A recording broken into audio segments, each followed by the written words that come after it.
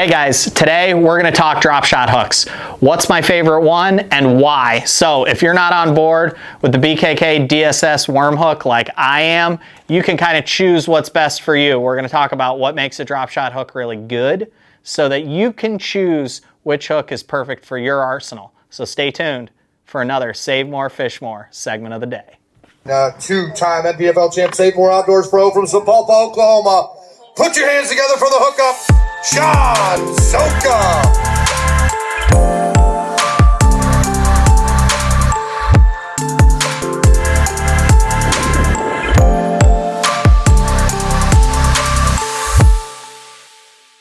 All right guys, Joe here, welcome back. We're gonna talk about the BKK DSS worm hook. And we're gonna talk about why I like this hook. So if maybe you haven't tried it, you can kind of look at the hooks you presently are using and decide if that really is the right hook for you or if you need to make the change to BKK.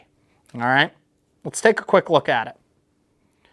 What you're gonna notice in any split shot drop shot hook or any drop shot hook from any brand for that matter is whenever you look closely, you're going to see that the line tie angle and the hook point angle should be parallel lines.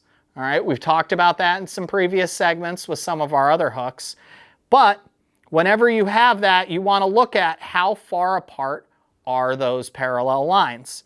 The DSS worm hook from BKK has a pretty decent gap. Now, sometimes if you're using a really small one, like I have a number 1 here, I like the number 1 whenever I'm using like a 2 3/4 inch bait, like this Z-Man Trick Shots. It's about 2 3/4 of an inch long. All right. I think that number 1 size gives me a perfect amount of gap. However, when you go up to a 1/0 size, those parallel lines space themselves out a little bit more. So if I'm working like a 4-inch worm, sometimes I like that slightly bigger gap. What I feel comfortable with is when that gap is a little bit bigger and that worm is a little bit bigger, I feel like if that fish kind of inhales the whole bait, I'm gonna hook them no matter what size hook I'm using.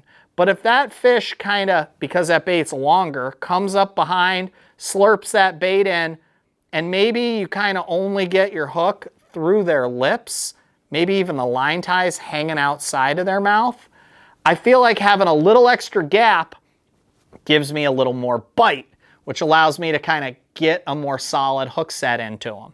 All right, so I use a number 1 with a small 2 3/4 inch bait, and then I'll go to a 1/0 anytime I'm using a 4-inch. One other thing to mention is if I'm ever using like a 6-inch Nico worm, or maybe even a 5-inch, like say the Lucky Strike finesse worm. John talked about that. If I'm in a Nico rig, I always go to a 2/0 whenever I'm using the DSS worm hook, just because I want a little more bite in my hook. Now, there are some brands that make their hook with a lot more bite. There's a lot more space in between those parallel lines of the line tie and the hook point. But I don't know, there's some that just aren't for me. I really feel comfortable and confident using this DSS worm hook. I haven't lost too many fish on it, and we all know if you're fighting big smallmouth up north, you're gonna lose some fish. So I've had a lot of luck with this hook. I feel very confident in it. I feel like it's the right amount of bite for these baits that I'm presenting to those big smallies. All right.